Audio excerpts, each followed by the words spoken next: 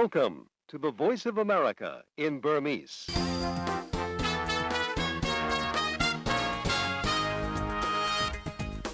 မင်္ဂလာကြပါတော်တာရှင်များရှင် View American တန်ကနေပြီးတော့2025ခုနှစ် March လ3ရက်တနင်္လာညပိုင်း View ညပိုင်းအစီအစဉ်တွေကိုမြန်မာစံတော်ချိန်ည9:00နာရီကနေ10:00နာရီထိ American ပြည်ထောင်စု Washington DC မြို့တော်ကနေပြီးတော့တိုက်ရိုက်ထုတ်လွှင့်ပေးနေပါပြီရှင်။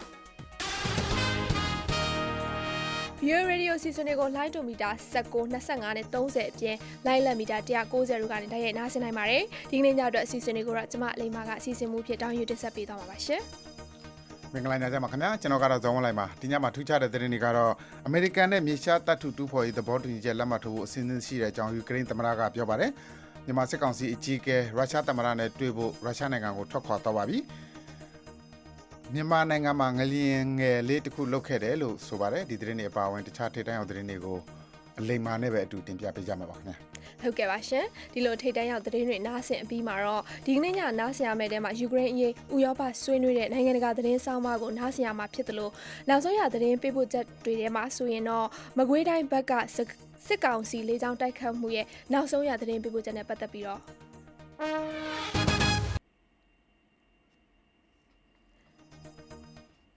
ဒီလိုနောက်ဆုံးရသတင်းတွေကိုနားဆင်ရမှာဖြစ်တယ်လို့မြန်မာနယ်စပ်လျှက်စစ်မီးနဲ့လူသုံးကုန်ဖြတ်တောက်မှုကိုရပ်ဆိုင်းဖို့ထိုင်းလုပ်ငန်းရှင်တွေတောင်းဆိုနေကြတဲ့သတင်းအပါအဝင်မြန်မာနိုင်ငံအေဂျင့်မြေဈေးကွက်နောက်ဆုံးရအခြေအနေဒီလိုနောက်ဆုံးရသတင်းပေးပို့ချက်တွေကိုလည်းနားဆင်ရမှာပါဒါရင်းနဲ့အတူတနင်္လာညတိုင်းသတင်း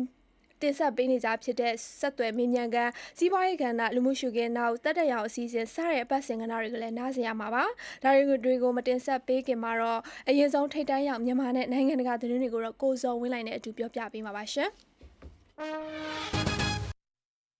ကရိန်းမြေရှားတပ်ထုတူဖော်ရေးအမေရိကန်နဲ့သဘောတူညီချက်လက်မှတ်ရေးထိုးဖို့အစဉ်သင့်ရှိတဲ့အကြောင်းယူကရိန်းသမ္မတဗလိုဒီမီဇယ်လင်စကီကပြောပါတယ်။ဒါအပြင်အမေရိကန်သမ္မတဒေါ်နယ်ထရမ့်နဲ့ဆက်ဆံရေးပြန်ကောင်းမွန်အောင်ဆောင်ရွက်နိုင်ကြောင်းလဲမလ2ရက်မိနစ်တနင်္ဂနွေနေ့တုန်းကပြောပါတယ်။ဗြိတိန်မှာဥရောပခေါင်းဆောင်တွေနဲ့တွေ့ဆုံဆွေးနွေးပြီးမြေရှားတပ်ထုသဘောတူညီချက်လက်မှတ်ရေးထိုးဖို့အမေရိကန်ဘက်ကလည်းအစဉ်သင့်ရှိမယ်လို့ထင်ကြောင်းလဲဇယ်လင်စကီကသတင်းတောက်တွေကိုပြောကြားခဲ့တာပါ။ဒါပေမဲ့နောက်ထပ်သုံးသပ်မှုတချို့လုပ်ဖို့အချိန်တော့လိုကောင်းလိုမယ်လို့သူကဆိုပါတယ်။ယူကရိန်းတဘာဝတွင်းထွက်တူးဖော်ဖို့အရေး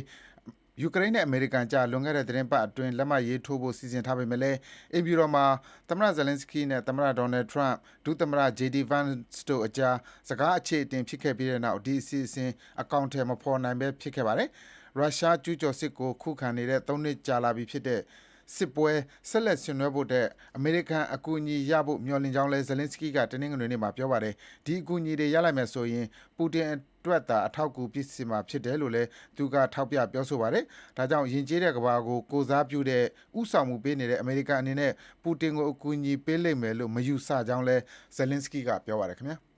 ဂါဇာကမ်းမြောင်ကိုစားနပ်ရိက္ခာအကူအညီတွေတင်ပို့ခွင့်ပေးထားတာကိုအစ္စရေးကမနေ့တနင်္ဂနွေနေ့မှာတားဆီးပိတ်ပင်လိုက်ပါတယ်။အဲဒီလိုအကူအညီတွေဂါဇာကိုတင်သွင်းခွင့်ပြုတာနဲ့အစ္စရေးတစားကန်တွေကိုဟာမတ်စ်ကပြန်လွှတ်ပေးခဲ့တာတွေကြောင့်အစ္စရေးနဲ့ဟာမတ်စ်အဖွဲ့အကြားယာယီအပြစ်အခတ်ရပ်စဲတဲ့သဘောတူညီမှုရရှိထားတာပါ။ဂါဇာနဲ့အီဂျစ်နိုင်ငံနယ်စပ်ရာဖာဂိတ်မှာရိက္ခာတွေတည်ဆောင်လာတဲ့ truck ကားတွေကိုနယ်စပ်ဖြတ်ကျော်ခွင့်မပြုဘဲနဲ့တားဆီးထားပြီးတော့ဘာကြောင့်ဝင်ခွင့်မပြုဘူးဆိုတဲ့အကြောင်းပြချက်လည်းမပေးဘူးလို့ဆိုပါတယ်။မွတ်စလင်တွေရဲ့ဥပုသ်ကာလဖြစ်တယ်လို့ဂျူးလူမျိုးတွေရဲ့ဘာသာရေးပွဲတော်ကာလလည်းဖြစ်တာကြောင့်ဒီကာလမှာယာယီအပြည့်အခက်ရက်စဲကြဖို့အရှိအလဲပိုင်းဆိုင်ရာအမေရိကန်အထူးတန်မန်ရဲ့အဆိုပြုချက်ကိုသူ့အစိုးရကလက်ခံကြောင်းအစ္စရေးဝန်ကြီးချုပ်ဗင်ဂျမင်နေတန်ယာဟုကတနင်္ဂနွေနေ့ကပဲပြောဆိုထားပါတယ်။ဒီသဘောတူညီချက်ဟာဟာမတ်စ်တို့ဘက်ကအသက်ရှင်ကျန်ရစ်သူရောတေဆုံးပြီးသူအပါအဝင်လက်ကျန်ဒဇာကန်တွေထဲကတဝက်ကိုသဘောတူညီချက်စတင်မဲ့ပထမဆုံးနေ့မှာပြန်လွှတ်ပေးမှအသက်ဝင်မဲ့ဆိုတဲ့အချက်လဲပါဝင်ပါတယ်။တကယ်လို့အပြီးပိုင်းအပြည့်အခက်ရက်စဲရေးသဘောတူညီချက်ရမယ်ဆိုရင်တော့ဒီယာယီသဘောတူညီချက်တက်တန်းကုန်ဆုံးမဲ့နေ့နောက်ဆုံးနေ့မှာကျန်တဲ့ဒဇာကန်တွေကိုဟာမတ်စ်ကပြန်လွှတ်ပေးရမှာဖြစ်ပါတယ်ရှင်။စစ်ဖက်သုံးညကြီးစနစ်မှာတပ်ဆင်တဲ့အရေးပါပစ္စည်းအစိပ်ပိုင်းတချို့ထုတ်လုပ်ဖို့အမေရိကန်ပြည်ထောင်စုမှာစက်ရုံတည်မယ်လို့ပြင်သစ်ကုမ္ပဏီ Exosens ကဒီကနေ့ဖေဖော်ဝါရီလ3ရက်နေ့မှာ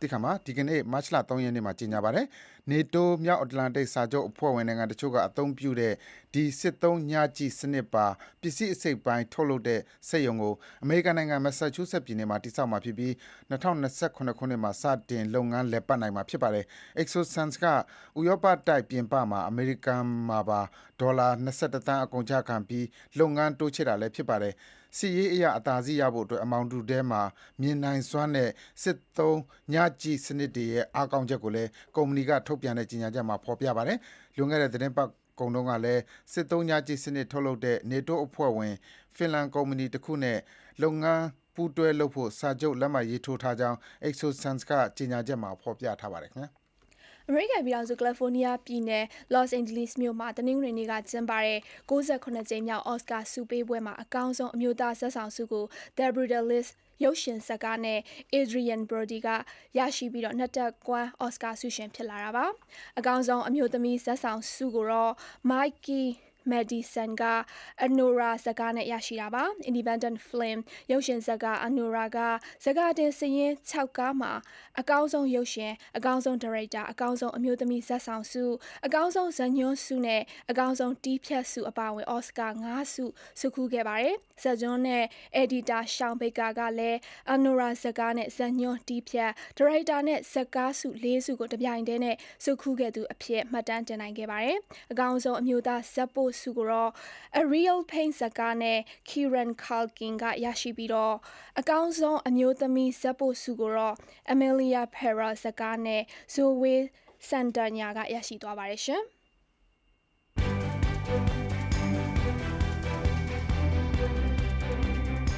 VOA American တန်ညဘက်မြန်မာဘာသာအစီအစဉ်တွေကိုည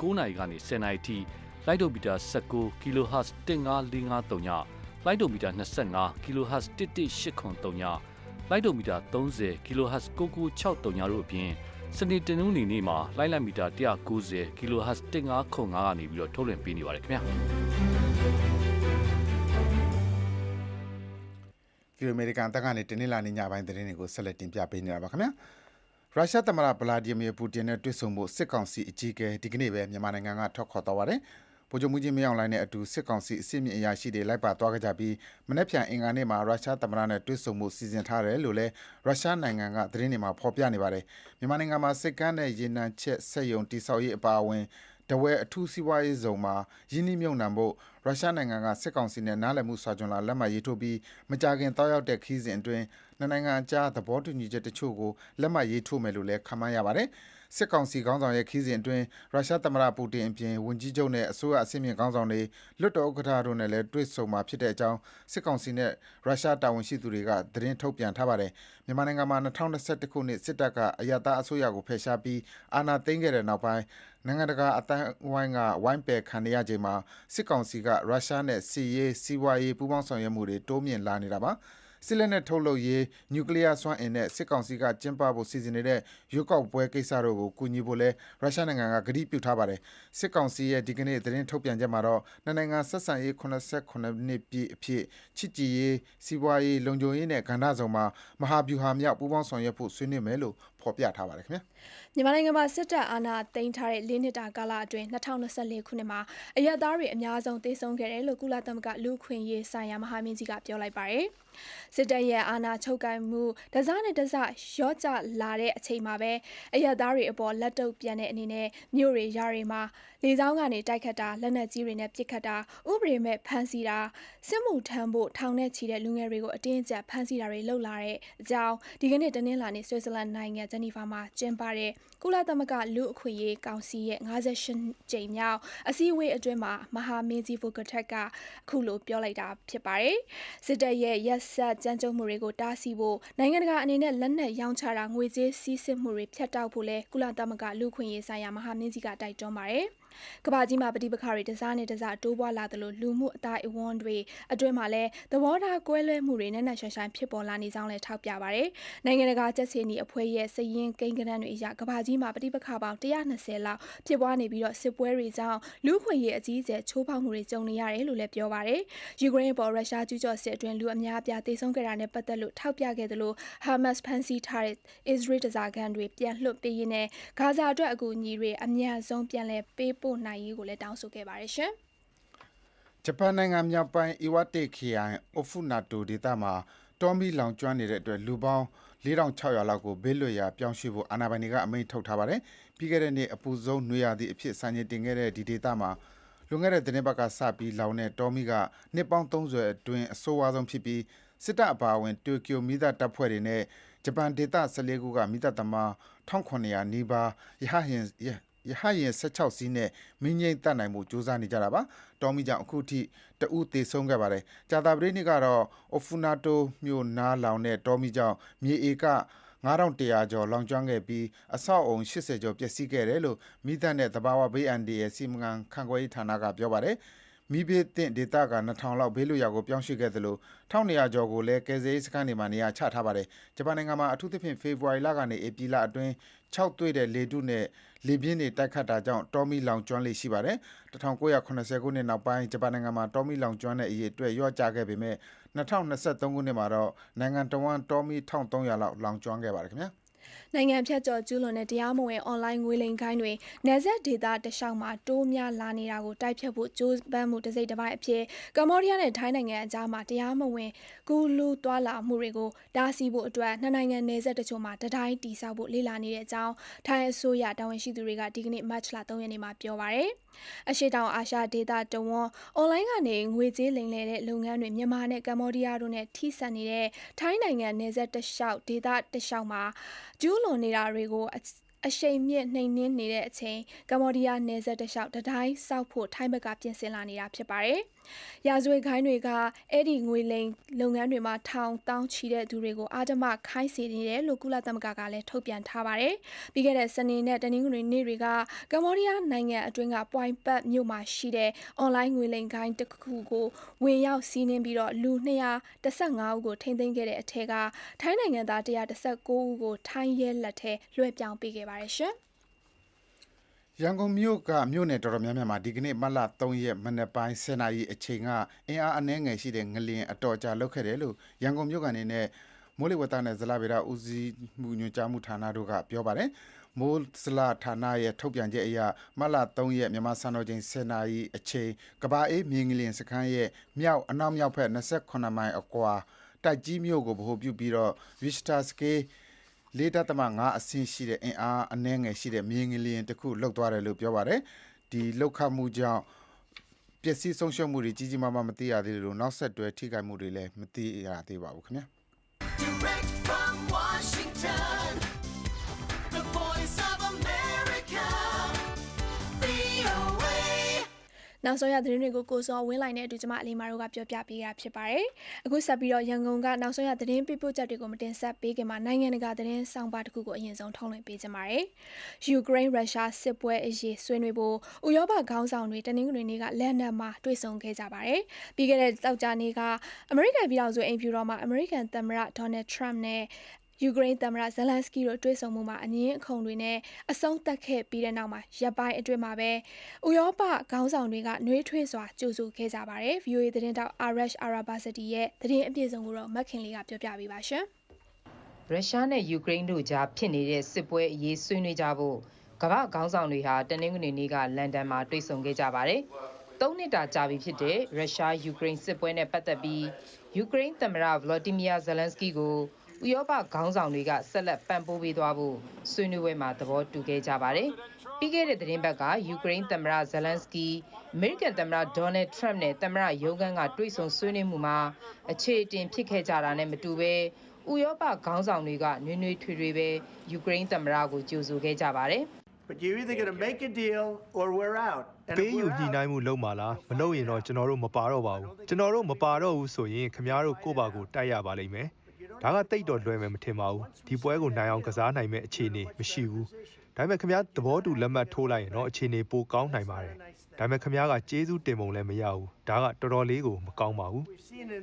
ယူကရိန်းသမ္မတဟာအမေရိကန်နဲ့မြေရှားတပ်ထုတူးဖော်ရေးဆိုင်ရာသဘောတူညီချက်အတွက်လက်မှတ်ရေးထိုးဖို့ဒီခီးစဉ်ကိုတွားရောက်ခဲ့တာဖြစ်ပေမဲ့သတင်းတောက်တွေရှိမှမထင်မှတ်ထားတဲ့အလှည့်အပြောင်းတွေဖြစ်ခဲ့ရတာပါသမ္မတထရမ့်ရဲ့ထိပ်တန်းတန်တမန်ကလည်းယူကရိန်းသမ္မတဟာစစ်ပွဲကိုဆက်တိုက်ပြီးတတိယကမ္ဘာစစ်ကိုဖန်တီးဖို့အတွက်လုပ်နေတယ်ဆိုတော့သမ္မတရဲ့ယက်တီချက်ကိုပဲထပ်ပြောခဲ့ပါတယ် စစ်ပွဲကိုအဆုံးသတ်ဖို့ကစစ်မြေပြင်မှာမဟုတ်ဘဲညှိနှိုင်းအဖြေရှာဖို့ဖြစ်ကြောင်းလည်းသူကပြောပါတယ် I'm saying it's 0% likely. စစ်စစ်ညီနိုင်ရေးစပွဲစီမဖို့နိုင်ရင်ဘာမှဖြစ်လာမှာမဟုတ်ပါဘူးဒီဒေသမှာနေထိုင်ကြီးပြင်းခဲ့တဲ့သူတွေအနေနဲ့စစ်ပွဲရဲ့အဆိုးတွေတည်ကြည်ပျက်စီးမှုတွေနဲ့အဆိုးဆုံးတွေကိုဥတည်ပြီးတော့ပုံမကျပြန့်တဲ့ပြည်ပခအဖြစ်ကိုပြောင်းလဲသွားနိုင်တယ်ဆိုတာမြန်မာဆန်ဆန်သဘောပေါက်လာတာနဲ့အမျှဒီထက်ပိုတိုးတက်အောင်လုပ်နိုင်မယ် I ထင် think ပါတ the ယ် more progress we're going to be able to make. တစ်ဖက်မှာလည်းယူကရိန်းစစ်ပွဲအတွင်းမှာပြင်းပြင်းထန်ထန်ဒဏ်ရာရထားတဲ့သူတွေရောကိုရင်ကအစိတ်ပိုင်းဆုံးရှုံးခဲ့တဲ့သူတွေပါတိုက်ပွဲတွေကိုပြန်သွားနေကြရပါတယ်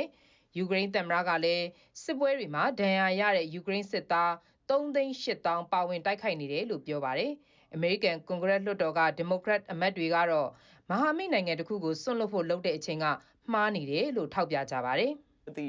soldiers that I just saw last နိုင်ငံတော်တချင်းကိုဆိုဖို့လက်တူတက်ထားတဲ့သူနဲ့ခြေထောက်တစ်ဖက်ပဲရှိတဲ့ယူကရိန်းစစ်သားတွေကမတ်တက်ရက်နိုင်ဖို့စ조사နေတာကိုပြီးခဲ့တဲ့သတင်းပတ်ကကျမတွေ့ခဲ့ရပါတယ်ဒီလိုရဲရင်တဲ့လူမျိုးတွေရှိတဲ့နိုင်ငံကိုကျမတို့ကအင်အားကြီးနေသွားအောင်လုပ်ရမယ့်အချိန်မဟုတ်ပါဘူး ယူကရိန်းမှာထိခိုက်ဒဏ်ရာရတဲ့သူအရေအတွက်တိုးလာတာနဲ့အမျှငြိမ်းချမ်းရေးဆွေးနွေးပွဲတွေလုပ်ဖို့ကိုလည်းတောင်းဆိုမှုတွေရှိနေပါတယ် ငြိမ်းချမ်းရေးအတွက်ကျွန်တော်တို့အခွင့်အရေးပေးရပါမယ်ရုရှားအပေါ်လုံလောက်တဲ့ဖိအားတွေပေးနိုင်မယ့်အခြေအနေတွေကိုကျွန်တော်တို့ဖန်တီးရပါမယ်သူတို့ကိုစစ်ဆက်ညီနိုင်ရေးလမ်းကြောင်းပေါ်ရောက်အောင်လုပ်ရပါမယ်ဒီလိုလုပ်တာမှာအမှားအယွင်းရှိခဲ့မယ်ဆိုရင်လည်းကျွန်တော်တို့ကယူကရိန်းဘက်ကရက်ကိုရပ်တည်ရပါမယ် ရှီထဲမှာတာဝန်ထမ်းဆောင်နေစေယူကရိန်းစစ်သားတွေအတွက်ရောဒဏ်ရာပြင်းပြင်းထန်ထန်ရထားတဲ့ယူကရိန်းစစ်သားတွေအတွက်ပါငြိမ်းချမ်းရေးသဘောတူညီမှုတွေဟာမြန်မြန်ဆန်ဆန်ရလာဖို့ကတော့မလွယ်လှပါဘူးရှင် ယူကရိန်းအရေးဥရောပဆွေးနွေးတဲ့နိုင်ငံတကာသတင်းဆောင်မကိုမက်ခင်လေးကပြောပြပေးသွားတာပါအခုတော့နောက်ဆုံးရသတင်းပေးပို့ချက်တွေကိုဆက်ပြီးတော့ထုတ်လွှင့်ပေးသွားကြပါမယ်အရင်ဆုံးတော့မကွေးတိုင်းဘက်ကစစ်ကောင်စီလေကြောင်းတိုက်ခတ်မှုရဲ့နောက်ဆုံးရသတင်းပေးပို့ချက်တွေကိုနားဆင်ရမှာပါမကွေးတိုင်းမြိုင်နဲ့ပေါက်မြို့နယ်မှာစစ်ကောင်စီရဲ့လေကြောင်းတိုက်ခတ်မှုတွေကြောင့်ရွာသား15ယောက်ထပ်မံသေဆုံးပြီးတော့အများအပြားဒဏ်ရာရရှိခဲ့တဲ့အကြောင်းဒေသခံတွေကပြောပါတယ်။တစ်ချိန်တည်းမှာပဲမန္တလေးတိုင်းမြင်းခြံမြို့မှာလည်းစစ်တပ်ရဲ့နယ်မြေရှင်းလင်းရေးကြောင့်ဒေသခံတွေတိမ်းရှောင်နေကြရပါတယ်။မကွေးတိုင်းနဲ့မန္တလေးတိုင်းကနောက်ဆုံးအခြေအနေသတင်းပေးပို့ချက်တွေကိုကိုခေမောင်စိုးမင်းကတင်ပြပေးထားပါတယ်။ မကွေးတိုင်းမြိုင်မြို့နယ်အစပ်နဲ့ပေါက်မြို့နယ်အစပ်ကကျေးရွာတွေကိုဒီကနေ့မနေ့အစောပိုင်းတနာရီလောက်ကစစ်ကောင်စီကလေကြောင်းကနေပုံကျဲတိုက်ခိုက်ခဲ့လို့အများအပြားသေချေထိခိုက်ခဲ့ကြောင်းဒေသခံတွေကပြောပါတယ်။လေကြောင်းတိုက်ခိုက်မှုကြောင့်ဒေသခံရွာသား12ယောက်လောက်သေဆုံးခဲ့ပြီးနောက်ပိုင်းဆေးရုံမှာသေဆုံးခဲ့သူတွေလည်းရှိကြောင်းဒေသခံတဦးဖြစ်တဲ့ကိုစနေသားကပြောပါတယ်။ ဘယ်နှဦးလုံးကဒီလိုနာအဲ့ထပ်ပြီးကြတော့ဆေးရုံမှာထပ်ပြီးကြဆုံးတာရှိတယ်အဲ့တော့အားလုံး15ဦးဖြစ်သွားပြီပေါင်းမြင်လက်ပံတို့ရှိမယ်နောက်တစ်ခါပေါင်းမြင်တဲ့ဒီဘက်ကံပေါ့နော်မြိုင်မြို့နေရကြလို့ရှိရင်အဲ့မှာစုဝန်းပတ်ဝန်းကျင်ပေါ့နော်ဘောင်းပင်ပတ်ဝန်းကျင်ရှိမယ်ကျုံကုန်းပတ်ဝန်းကျင်ရှိမယ်ပေါ့နော်အဲ့လိုမျိုးတွေရှိနေအဲ့ဒီနမောလမ်းကြောင်းပေါ်အဲ့ဒီပတ်ပြီးတယ်သူကအဓိကဦးတည်ပြီးကြတော့ဖိုက်တာနဲ့ကျဲတာရှိနေနောက်တစ်ခါဝိုင်းတွင်းနေကြည့်တယ်ပေါ့ဗျာနော်သူကဖိုက်တာကြရင်တော့ခဏပဲပြည့်ပြီးတော့ပြန်သွားလို့ရတဲ့အနေဒါဆိုတော့သူတို့ကတော့တစ်လုံးပါတစ်လုံးနှလုံးပါနှလုံးပေါ့ဗျာညနေကတော့ခမန်းဖို့ခက်တယ်ကြပါဆိုသူတို့ကအလုံးတွေအများကြီးတင်လာပြီးဟိုနာတွန်းချလိုက်ညတွန်းချလိုက်အဲ့လိုမျိုးကျဲတာဖြစ်တဲ့အတွက်ကဒီနေရာတွေကိုဘယ်လိုလုပ်ကြလဲအနည်းငယ်ခမန်းမှုရာတွေရှောင်းသိမ်းမှုရာတွေပေါ့နော်ဒီကိစ္စကြီးကနည်းနည်းလေးခက်တယ်အဲ့တော့အဲ့ဒီအရာနေထိတာတယ်လည်းပိုးပြီးတော့အားတယ်လို့ပြောတာဆရာတုံးတန်တဲ့အနေထားပေါ့ဗျာလေကြောင်းကတိုက်ခိုက်ခံရတဲ့နေရာတွေဟာကာကွယ်ရေးတပ်ဖွဲ့တွေလှုပ်ရှားလေရှိပေမဲ့အခြေစိုက်စခန်းတွေရှိတဲ့နေရာမဟုတ်ဘဲအရပ်သားတွေနေထိုင်တဲ့နေရာဖြစ်တယ်လို့လည်းဒေသခံတွေကပြောပါတယ်လေကြောင်းတိုက်ခိုက်ခံရတဲ့နေရာတချို့မှာရေနံမော်တွေရှိပြီးခဲ့တဲ့လဖေဖော်ဝါရီ25ရက်နေ့ကလည်းရေနံမော်တွေရှိတဲ့စုံကုန်းကျေးရွာကမင်္ဂလာဆောင်ကိုစစ်တပ်ကလေကြောင်းကနေတိုက်ခိုက်ခဲ့လို့12ဦးထက်မနည်းသေဆုံးခဲ့ပြီး20ကျော်ဒဏ်ရာရရှိခဲ့ပါတယ်။လေကြောင်းတိုက်ခိုက်မှုတွေနဲ့ပတ်သက်ပြီးစစ်ကောင်စီဘက်ကသတင်းထုတ်ပြန်တာမရှိသေးပါဘူး။မန္တလေးတိုင်းဘက်မှာဆိုရင်လည်းစစ်တပ်ရဲ့နယ်မြေရှင်းလင်းရေးအတွင်တိုက်ပွဲတွေဖြစ်သလိုကျေးရွာတွေလည်းမိရှို့ခံနေရပါတယ်။ဒီလမတ်လ1ရက်နေ့ကစလို့မြင်းခြံမန္တလေးလမ်းပိုင်းမှာကာကွယ်ရေးတပ်ဖွဲ့တွေနဲ့2ရက်ဆက်တိုက်ပွဲဖြစ်ပွားခဲ့ပါတယ်။ဒီလမတ်လ3ရက်နေ့မှာတိုက်ပွဲတွေမရှိတော့ပေမဲ့ဒေသခံတွေမှာစိုးရိမ်ပြီးနေရပ်ကိုမပြန်နိုင်ကြသေးဘူးလို့ မြင်းကြံလူထုလှုပ်ရှားမှုကော်မတီတာဝန်ရှိသူကအခုလိုပြောပါတယ်။ ကျောင်းမြူကန်တဝင်းဖို့ဇီးပင်ကန်တေရုံအဲ့ရွာတွေကအကုန်လုံးစစ်ချောင်းနေကြမြင်းကြံမန်းလေးလမ်းပိုင်းမှာမြင်းကြံနဲ့ကုန်လေးဒီရွာတွေအကုန်လုံးရှောင်းရတယ်အကုန်လုံးနှီးပါပေါ့နော်အဲ့ရှောင်းနေရတယ်ဒီကတော့တိုက်ပွဲမဖြစ်ဘူးဒါပေမဲ့စစ်ချောင်းပြန်မနေရဘူးတိုက်ပွဲဖြစ်မှာကြောက်လို့ပေါ့တိုက်ပွဲပြန်ထရှောင်းနေစစ်တပ်ရဲ့နယ်မြေရှင်းလင်းရေးအတွင်းတရွင်းဖို့ရွာကိုမတ်လ1 ရက်နေ့ကလေကြောင်းကဘုံကျဲတိုက်ခိုက်ခဲ့တာကြောင့်နေအိမ်10 လုံးနဲ့မနည်းထိခိုက်ပျက်စီးခဲ့ပြီးမတ်လ2 ရက်နေ့မှာတော့ကြောက်ပြုတ်ရွာအနီးတိုက်ပွဲဖြစ်ပြီးနောက်ကြောက်ပြုတ်ရွာကိုစစ်တပ်ဘက်ကမီးရှို့ခဲ့တာကြောင့်နေအိမ်100 နီးပါးမီးလောင်ကျွမ်းခဲ့တယ်လို့ဒေသခံတွေကပြောပါတယ်ကုလသမဂ္ဂမဟာမင်းကြီးကတော့စစ်ကောင်စီရဲ့လေကြောင်းတိုက်ခိုက်မှုတွေနဲ့လက်နက်ကြီးပစ်ခတ်မှုတွေကြောင့်အရပ်သားသေဆုံးမှုတိုးလာနေပြီးစစ်အာဏာသိမ်းပြီး4 နှစ်အတွင်းပြီးခဲ့တဲ့နှစ်ကအများဆုံးဖြစ်တယ်လို့လည်းဒီကနေ့ပြောဆိုထားပါတယ်ခင်ဗျာစစ်ကောင်စီလေကြောင်းတိုက်ခတ်မှုကြောင့်မကွေးတိုင်းမှာဒေသခံတရားစင်ကျော်သေဆုံးခဲ့တဲ့တဲ့ရင်ကိုခင်မောင်စိုးမင်းကပြောပြပေးခဲ့တာပါအခုဆက်ပြီးတော့မြန်မာနယ်စပ်လျှက်စစ်မီးနဲ့လူသုံးကုန်ဖြတ်တောက်မှုရပ်ဆိုင်းဖို့ထိုင်းလုပ်ငန်းရှင်တွေတောင်းဆိုနေကြတဲ့တဲ့ရင်ကိုဆက်ပြီးတော့ပြောပြပေးကြပါမယ်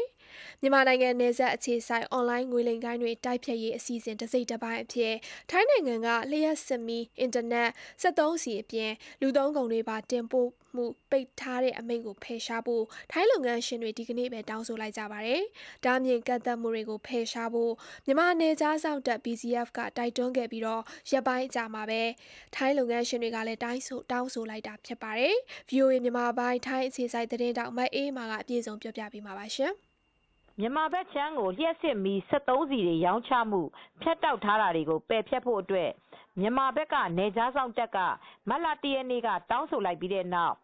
်မဲဆောက်ကုန်သည်ကြီးများအသင်းကလည်းထိခိုက်ဆုံးရှုံးမှုတွေရှိနေတယ်ဆိုပြီးပြောဆိုလိုက်ပါတယ်။မဲဆောက်ကုန်သည်ကြီးများအသင်းရဲ့ပြောရေးဆိုခွင့်ရှိသူနိုင်စုချတရီဝါထနာကတော့ထိုင်းဆိုရရဲ့လောင်စာစီဖြတ်တောက်ထားမှုတွေကြောင့်ထိုင်းကုန်သည်တွေဘက်ကအရှုံးနဲ့ရင်ဆိုင်နေရတယ်လို့လည်းထိုင်းဘာသာနဲ့အခုလိုပြောဆိုသွားပါတယ်။น้ำมันเครื่อ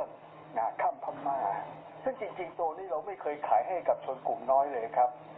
และก็ไม่เคยขายให้กับพวกจีนเทาหรือพวกคอร์เซ็นเตอร์เราส่งไปในพม่าเพื่อทำการเกษตรเป็นรถไถนาနိုင်စုချပြောဆိုသွားတာကတော့အခုလိုမျိုးထိုင်းဘက်ကပိတ်ပင်ထားတာဟာနှစ်ဖက်ကုန်သွယ်ရေးနစ်နာမှုတွေဖြစ်လာနေတဲ့အကြောင်းအထူးသဖြင့်လေယာလုပ်ငန်းကုန်တွေနဲ့လောင်စာစီတင်သွင်းခွင့်မရလို့ထိုင်းဘက်ကလုပ်ငန်းရှင်တွေပါထိခိုက်နစ်နာနေရတာမို့ပြန်ဖွင့်ပေးသင့်တယ်ဆိုပြီးပြောဆိုခဲ့တာပါလူကုန်ကူးခံရတဲ့သူတွေကိုကယ်ထုတ်ထားတဲ့နယ်ခြားစောင့်တပ်အနေနဲ့နိုင်ငံပေါင်း30ကျော်ကနိုင်ငံသား9000ကျော်အတွက်နေထိုင်စားသောက်ရေးလုံခြုံရေးကျန်းမာရေးလုပ်ငန်းတွေကိုကူညီဆောင်ရွက်ပေးနေရပြီးသက်ဆိုင်ရာနိုင်ငံတွေကလာခေါ်ရင်အဆင်သင့်ဖြစ်အောင်လှုပ်ဆောင်ထားတယ်လို့လည်းဆိုပါတယ်ထိုင်းဘက်ကလျှက်စစ်73စီနဲ့အင်တာနက်ဖြတ်တောက်ထားမှုတွေကြောင့်လူသားချင်းစာနာမှုအကူအညီတွေဆောင်ရွက်တဲ့အခါမှာအခက်အခဲဖြစ်စေတယ်ဆိုပြီးနယ်ခြားစောင့်တပ်ကပြောဆိုထားပါတယ်မြဝတီမြို့ကကြားဖြတ်လုပ်ငန်းတွေကိုနှိမ်နင်းဖို့ထိုင်းဘက်ကလျှက်စစ်မီးနဲ့လောင်စာစီတွေကိုဖေဖော်ဝါရီလ4 ရက်နေ့တည်းကစပြီးဖြတ်တောက်ထားခဲ့တာကြောင့်လည်းကြားဖြတ်လုပ်ငန်းတွေမှာအခက်အခဲတွေဖြစ်နေသလိုမြဝတီမြို့ကပြည်သူတွေလည်းအခက်အခဲတွေရင်ဆိုင်နေရတာပါနိုင်ငံတကာရဲ့ဖိအားထိုင်းရဲ့လျှက်စစ်နဲ့လောင်စာစီဖြတ်တောက်မှုတွေကြောင့်ကြားဖြတ်လိမ်လည်ကိုင်းတွေရဲ့လုပ်ငန်းလည်ပတ်မှုတွေလည်းအားနည်းသွားပေမဲ့မြဝတီမြို့မှာလိမ်လည်ကိုင်းတွေကာစီနိုလုပ်ငန်းတွေကတော့ဆက်လက်လည်ပတ်နေဆဲဖြစ်ပါတယ်ရှင်မြန်မာနယ်စပ်မှာလျှက်စစ်မီးနဲ့လူသုံးကုန်ဖြတ်တောက်မှုရပ်ဆိုင်းဖို့ထိုင်းလုပ်ငန်းရှင်တွေတောင်းဆိုနေကြတဲ့တဲ့ရင်ကိုမအေးမာကပြောပြပေးခဲ့တာပါအခုတခါတော့မြန်မာနိုင်ငံရဲ့အိမ်ချမ်းမြေဈေးကွက်နဲ့ဆိုင်တဲ့တဲ့ရင်တစ်ပုဒ်ကိုထုတ်လွှင့်ပေးကြပါမယ်မြန်မာနိုင်ငံမှာဆီယနာသိမ်းပြီးနောက်ပိုင်းအကြက်အတဲဘောင်းဆောင်ကြားစီးပွားရေးကျဆင်းမှုတွေနဲ့အတူအိမ်ချမ်းမြေဈေးကွက်ကိုလည်းထိခိုက်နေတယ်လို့လုပ်ငန်းရှင်တွေကပြောပါတယ်အိမ်ချမ်းမြေဈေးကွက်ကျဆင်းမှုတွေကြောင့်အိမ်နီးချင်းထိုင်းနိုင်ငံလိုပြည်ပမှာရင်းနှီးမြှုပ်နှံဖို့စိတ်ဝင်စားသူတွေလည်းတိုးလာနေပေမဲ့စိန်ခေါ်မှုတွေလည်းရှိနေတာပါမြန်မာနိုင်ငံအိမ်ချမ်းမြေဈေးကွက်ရဲ့နောက်ဆုံးအခြေအနေရန်ကုန်ကသတင်းပေးပို့ထားတာကိုအခြေခံပြီးတော့မဆုမွန်ပြောပြပေးပါရှင်စီးပွားရေးကျဆင်းမှုတွေနဲ့အတူမြန်မာနိုင်ငံရဲ့အိမ်ချမ်းမြေဈေးကွက်ဟာလည်းတိတိတသားထိခိုက်လာနေတယ်လို့လုပ်ငန်းရှင်တွေကပြောနေကြတာပါအိမ်ချမ်းမြေလုပ်ငန်းနဲ့ဆက်နွယ်တဲ့ခွင့်ပြုချက်တွေလုပ်ကိုင်ခွင့်တွေမှာအကန့်အသတ်တွေရှိနေသလိုဈေးကွက်အခြေအနေဟာလည်းတည်ငြိမ်မှုမရှိဘူးလို့ရန်ကုန်မြို့ကအိမ်ချမ်းမြေလုပ်ငန်းရှင်တူကပြောပါတယ်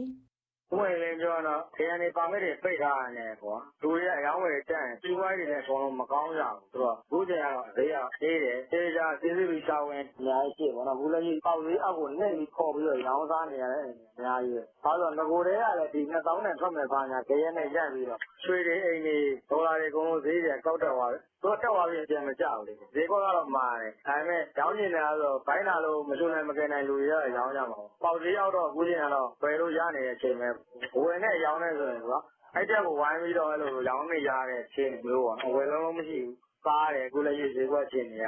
ရန်ကုန်မှာမြို့ရင်းတိုက်ခန်းအငှားဈေးကွက်တွေကတော့အားကောင်းနေတုန်းဖြစ်ပါတယ်။နယ်ကနေတက်လာတဲ့သူတွေအဖို့ကတော့ရန်ကုန်ကအိမ်ချမ်းမြေဈေးတွေဟာမကတ်နိုင်တဲ့ဈေးနှုန်းတွေဖြစ်နေပါတယ်လို့ရန်ကုန်မှာအိမ်ချမ်းမြေဝယ်ရောက်လုပ်နေသူတူကပြောပါတယ်။ ဘာကြပါနေရောင်းဝယ်ဒီမှာတော့ရောင်းစီရရောင်းနေရတယ်ဖက်လို့ဆိုစိတ်ညစ်။နောက်ဘူးမှလည်းချပြီးခွေရဘူးခစ်ကလာမသိမှာကိုကချပြီးနောက်တစ်ခုလိုက်နှမ်းမှတ်မိဘူးမှချမှမရောင်းကြတာဒီရရန်တက်တယ်ကိုနိုင်ငံအခုရင်းနှီးမြှုပ်နှံထားရင်တော့တမျိုးပေါ့နော်ကြာအောင်မှလေအဲ့လိုနိုင်ငံသားတွေဝင်ပို့အောင်မြန်မာနိုင်ငံမှာစစ်တပ်ကအာဏာသိမ်းခဲ့ပြီးတဲ့နောက်ပိုင်းမြန်မာနိုင်ငံသားတွေဟာအိမ်နီးချင်းထိုင်းနိုင်ငံမှာ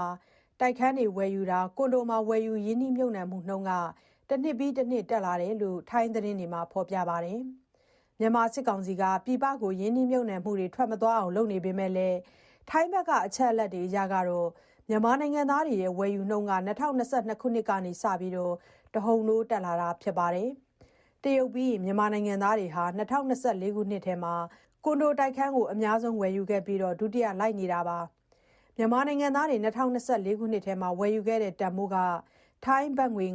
9.46 ဘီလီယံကျော်ရှိတယ်လို့ထိုင်းအင်ချမ်းမြေသတင်းအချက်အလက်စင်တာကမကြသေးခင်ကပဲဖော်ပြထားပါတယ်မြန်မာနိုင်ငံကပိုင်ဆိုင်မှုတွေကိုထိုင်းဘက်ကိုရွှေ့ပြောင်းတယ်ဆိုတဲ့အကြောင်းပြချက်နဲ့အင်ချမ်းမြေလုပ်ငန်းနဲ့ဆက်ဆက်တဲ့လူတချို့ကိုလည်းစစ်ကောင်စီက2024ဇွန်လထဲမှာဖမ်းဆီးခဲ့ပါတယ်။ဒါပေမဲ့လည်းပြည်တွင်းမှာမရေရာတဲ့စီးပွားရေးကြောင့်မြန်မာနိုင်ငံသားတွေဟာထိုင်းမှာအင်ချမ်းမြေဝယ်ယူမှုကတော့ဆက်ပြီးတော့ရှိနေအောင်မယ်လို့အင်ချမ်းမြေဝယ်ရောက်နေသူတွေကခန့်မှန်းကြပါတယ်ရှင်။ မြန်မာနိုင်ငံရဲ့အိမ်ချမ်းမြေဈေးကွက်မှာအယောင်အဝယ်ကျဆင်းတာတွေနဲ့ကြုံနေကြရတဲ့သတင်းကိုမဆုမွန်ကပြောပြပေးခဲ့တာပါ။တနင်္လာညအတွက်နောက်ဆုံးရရန်ကုန်ကသတင်းပေးပို့ချက်တွေကတော့ဒီလောက်ပါပဲရှင်။မကြခင်ထုတ်လွှင့်ပေးမယ့်အစီအစဉ်ဒုတိယပိုင်းမှာတော့အပတ်စဉ်အစီအစဉ်တွေကိုနားဆင်ရဖို့ရှိပါတယ်ရှင်။ VOA အစီအစဉ်တွေကို Radio ရုပ်မြင်သံကြားတို့အပြင် YouTube စာမျက်နှာကနေလည်းနားဆင်ကြည့်ရှုနိုင်ပါတယ်။ VOA မြန်မာပိုင်း YouTube စာမျက်နှာလိပ်စာကတော့ youtube.com/VOA Burmese ဖြစ်ပါတယ်။ မင်္ဂလာညချမ်းပါတော်တာရှင်များရှင် View American တန်ကနေ2025ခုနှစ်မတ်လ3ရက်တနင်္လာညပိုင်းထုတ်လွှင့်ပေးနေကြဖြစ်တဲ့ညဘက်မြန်မာဘာသာအစီအစဉ်တွေကိုတော့ည9:00နာရီကနေ10:00နာရီထိ American ပြည်ထောင်စု Washington DC မြို့တော်ကနေလိုင်းဒိုမီတာ19 kHz 15553ညလိုင်းဒိုမီတာ25 kHz 11803ညလိုင်းဒိုမီတာ30 kHz 9963ညကနေပြီးတော့ဓာတ်ရိုက်ထုတ်လွှင့်ပေးနေတာဖြစ်ပါတယ်အခုဆက်ပြီးတော့တနင်္လာညတိုင်းတင်ဆက်ပေးနေကြဖြစ်တဲ့ဆက်သွယ်မေးမြန်းခန်းစီးပွားရေးကဏ္ဍလူမှုရှုခင်းနောက်တက်တရောင်သတင်းလွှာအစီအစဉ်စတဲ့အပတ်စဉ်ကဏ္ဍတွေကိုနားဆင်ရဖို့ရှိပါတယ်။ဒီလိုအပတ်စဉ်အစီအစဉ်တွေကိုမထုတ်လွှင့်ပေးခင်မှာတော့တနင်္လာညတိုင်းတင်ဆက်ပေးနေကြဖြစ်တဲ့တွဲဆုံမေးမြန်းခန်းအစီအစဉ်ကိုအလှည့်ပေးကြပါတယ်။မြန်မာနိုင်ငံမှာအာဏာသိမ်းအုပ်ချုပ်နေတဲ့စစ်တပ်အပေါ်ကမ္ဘာလွှမ်းခြုံလက်နက်ပိတ်ဆို့တာမျိုးအရေးယူနိုင်ဖို့အမေရိကန်လွှတ်တော်မှာစ조사နေသလိုလာမယ့်လပိုင်းတွေထဲမြန်မာနိုင်ငံဆိုင်ရာအက်ဥပဒေ Burma Act ရဲ့နောက်ဆက်တွဲ Brave Burma Act လို့မြမအရေ